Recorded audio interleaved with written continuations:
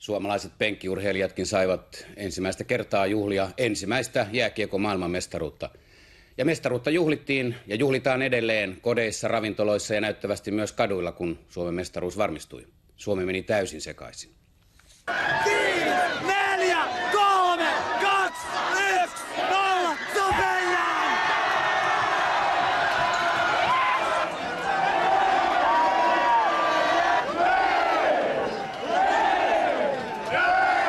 Älä ammutta sitten!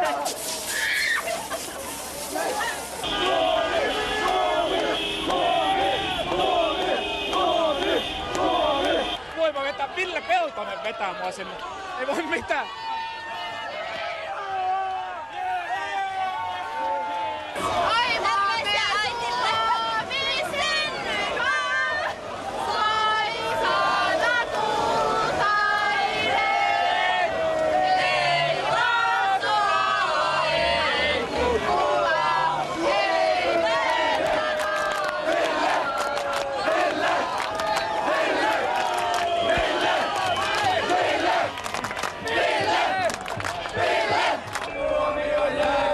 Maailmanmestari, hei! Maailmanmestari, hei! Maailmanmestari! Ville Peltonen IFK!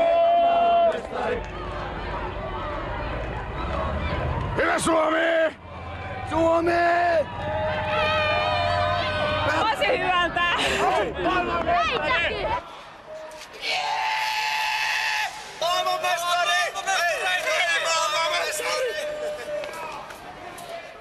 Ja juhlat jatkuvat lisää siitä vielä urheilu.